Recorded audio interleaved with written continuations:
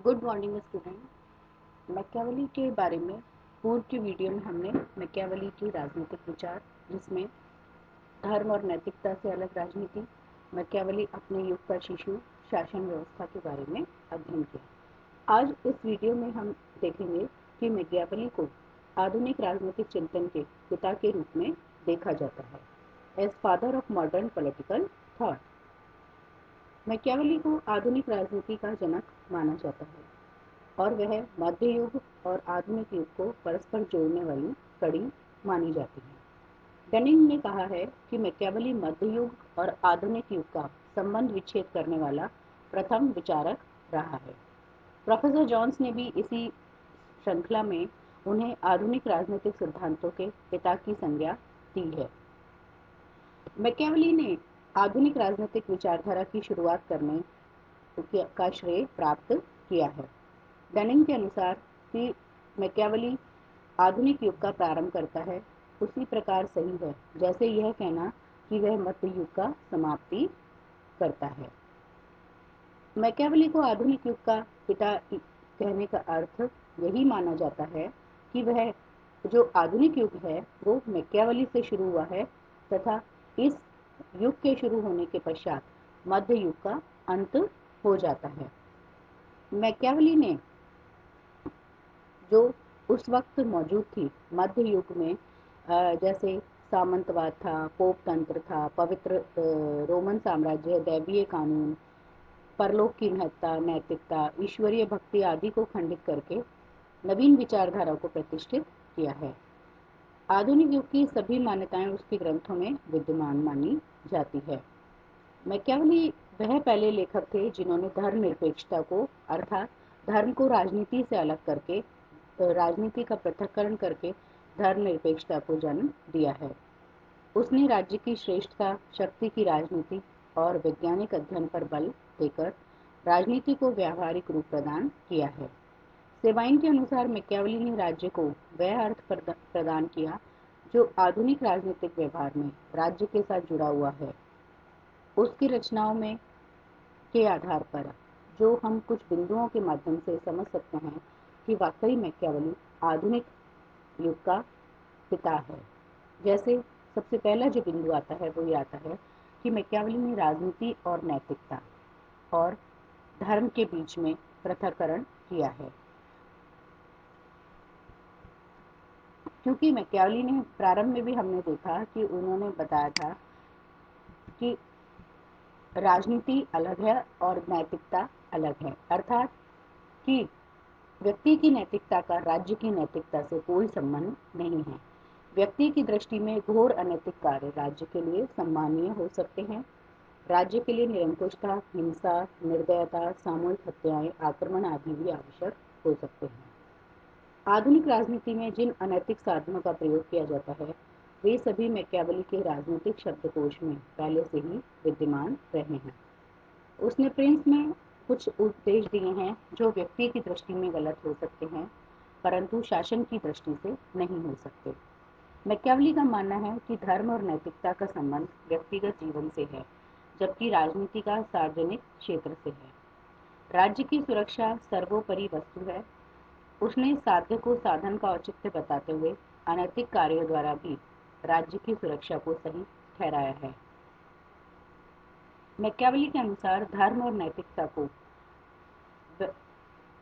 शासन से अलग रखना चाहिए क्योंकि उनका कहना था यदि राज्य का निर्माण करने के लिए पूरे गणराज्य के नागरिकों की हत्या भी करनी पड़े, लोगों से विश्वासघात भी करना पड़े, तो अगर किसी की छल कपट करना पड़े तो ऐसा करना भी एक सफल राजा की पहचान होगी।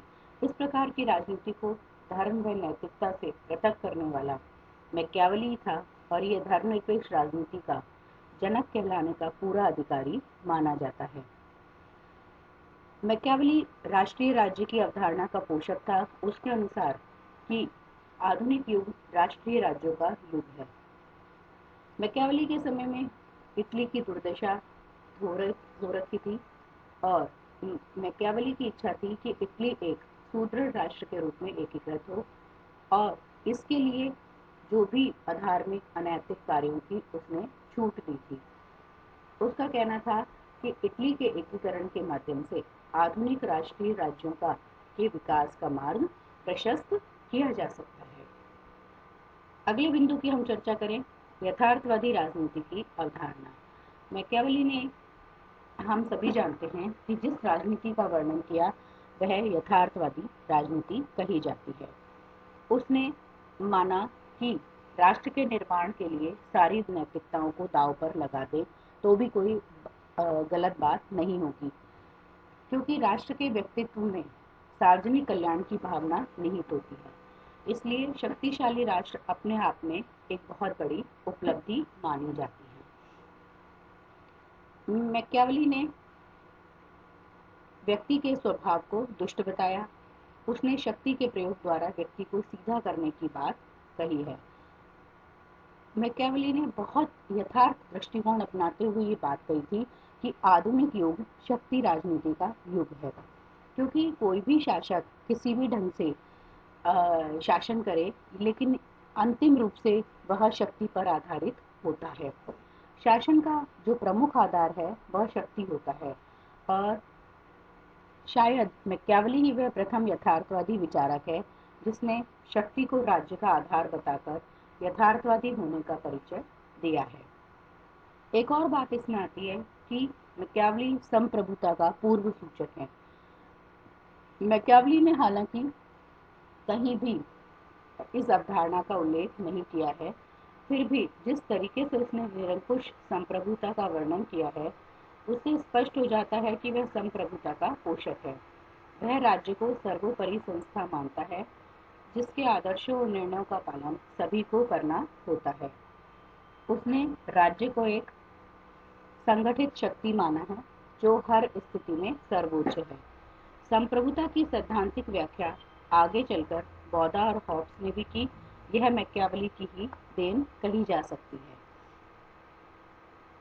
मैकियावेली ने राजा के लिए जिन सुझावों को अपनाने की सलाह दी और उन्हें इतिहास के प्रमाण के आधार पर सही भी साबित किया।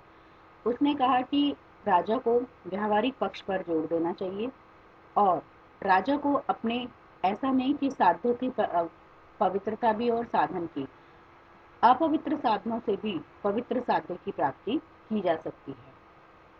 मैकियावेली ने मध्ययुगीन जो विचारधारा थी, जिसमें दैवीय कानून था और पोप का शासन प्रचलित था और प्रभुसत्ता की बात थी, उसने, और सामंतवाद की, तो उन्होंने अपने इन सब जो एकता में बाधक जो तत्व हैं उनका बताया कि इनका कोई स्थान नहीं है।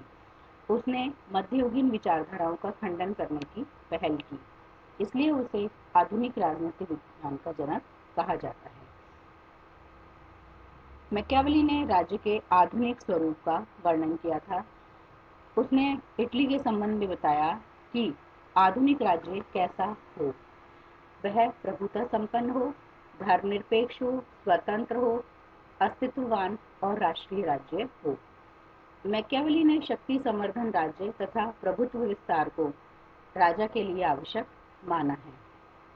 कैटिल के अनुसार वह प्रथम आधुनिक राजनीतिक विचारक था जिसने एक प्रभुता संपन्न, ऐकिक, धर्मनिरपेक्ष राष्ट्र एवं स्वतंत्र अस्तित्ववाद राज्य की कल्पना की थी। वह प्रथम आधुनिक यथार्थवादी था जिसने बताया कि राज्य को स्वयं के लिए जीवित रहना चाहिए तथा उसको संरक्षण और हित का उद्देश्य ध्यान में रखना चाहिए कि जो चीज है हमारे पास में वो उसको उपयोग करना चाहिए और जो संरक्षण का संवर्धन करे। कहीं कहीं वह अरस्तु से मिलते हुए बात करता है। मैकियावेली ने अगली जो विशेषता बताई आधुनिक राज्य के पिता होने के रूप में, जो हम कह सकते हैं, उन्होंने संघ राज्य का प्रथम उद्घोषक भी उन्हें माना जाता है। उन्होंने इटली के लिए एक ऐसे कॉमनवेल्थ का सपना देखा जो संघीय व्यवस्था पर आधारित हो। आधुनिक युग में मैकियावेली को संघीय व्यवस्था का स्वप्न ही माना जाता है। वह इटली को लोकतंत्रात्मक गणराज्य में संगठित करना चाहता था। उस समय इटली 5 राज्यों में बटा हुआ था। मैकियावेली उसका एकीकरण करके शक्तिशाली इटली राष्ट्र राज्य का निर्माण करना चाहता था। उसने डिस्कोर्सेस में भी जिस कॉमनवेल्थ का जिक्र किया वह संघ राज्य ही था। मैकियावेली ने आज के टाइम की जो राजनीति है, अवसरवादी राजनीति को उस वक्त उसका प्रोपाउंडर यानी कि प्रवर्तक माना जाता है। मैकियावेली शुरू से अंत तक उनके जो ग्रंथ था प्रिंस, उसमें अवसरवादी राजनीति के बारे में ही चर्चा करते हैं।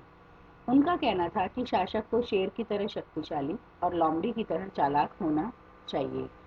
आधुनिक राजनीति प्रभाव या प्रभावशाली का अध्ययन है, उचित या अनुचित कार्यों का नहीं, इसलिए वह अवसरवादी है। आधुनिक युग में राजनीतिक व्यवहार अवसरवादिता पर ही निर्भर करता है। अवसर पड़ने पर राजनीतिक व्यक्ति अनैतिक कार्यों को करने से नहीं चूकते, अतः उसे आधुनिक राजनीति का जनक कहना पूरी तरह से उचित माना जाता है। नेक्स्ट आता है ऐतिहासिक पद्धति का प्रयोग। मैकियावेली ने जो मध्यकाल की धार्मिकता से परिपूर्ण और अंधविश्वासों तथा मूर्ताओं से भरी जो अध्ययन पद्धति है, उसमें प्रगति और वास्तविकता के लिए कोई स्थान नहीं था।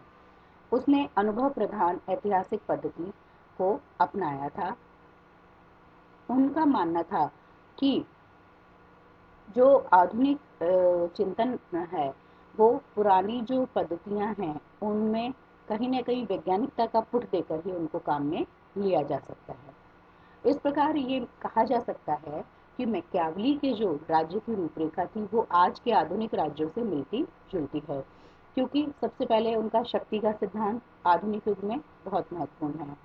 एक और कंसेप्ट उन्होंने बताया था कि धर्मनिरपेक्ष राज्य हो, प्रभुता संपन्न हो, स्वतंत्र हो, अस्तित्ववान हो, राष्ट्रीय राज्य का जिक्र जिन प्रवृत्तियों का वर्णन करता है वह आधुनिक युग में भी विद्यमान है।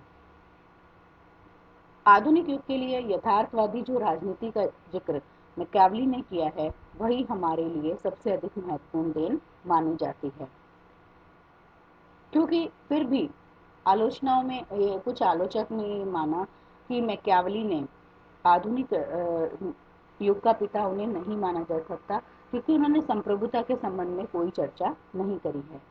उन्होंने ऐतिहासिक पद्धति का गलत उपयोग किया है। लेकिन फिर भी और सेबाइन का कहना है कि उनका राजदर्शन स्थानीय था, जिसका संबंध सिर्फ मात्र इटली से था, अन्य देशों के संदर्भ में उन्होंने कोई बात नहीं कही। लेकिन निष्कर्ष रूप में हम ये कह सकते हैं कि आधुनिक राजनीतिक चिंतन का जनक मैकियावेली न रहा हो, पर आधुनिक राजनीतिकता का जनक तो है ही, क्योंकि उन्होंने जो सभी राजनीति और राजनेता मैकियावेली के सिद्धांतों का बेहिचक पालन करते हैं और साम दाम दंड भेद के उपायों का समान रूप से प्रयोग हो रहा है। मैक्सी ने कहा है, मैकियावेली ने राजनीतिक दर्शन को मध्ययुगीन पांडित्यपूर्ण अस्पष्टवादिता से बचाने के लिए बहुत योगदान दिया और इसलिए उसे आधुनिक युग के महान राजनीतिक चिंतकों में सर्वश्रेष्ठ नहीं तो प्रथम राजनीतिक चिंतन के रूप में तो माना ही जाना चाहिए। आधुनिक राजनीति का जो सबसे प्रधान तत्व है, जो सबसे मुख्य तत्व है, वो है राष्ट्र और राष्ट्रीयता, और जो कि मैकियावेली ने अपने चिंतन में बहुत अच्छे से समझाई है। आधुनिक राजनीति में व्यवहारवादी अध्ययन उसकी एक महत्वपूर्ण देन मानी जा सकती है, और जो उनका ग्रंथ है प्रिंस, वो आधुनिक शासन कला के तरीकों का एक सर्वश्रेष्ठ ग्रंथ है। अतः मैकियावेली को आधुनिक राजनीतिक दर्शन का जनक होने का गौरव प्राप्त होना चाहिए। Thank you.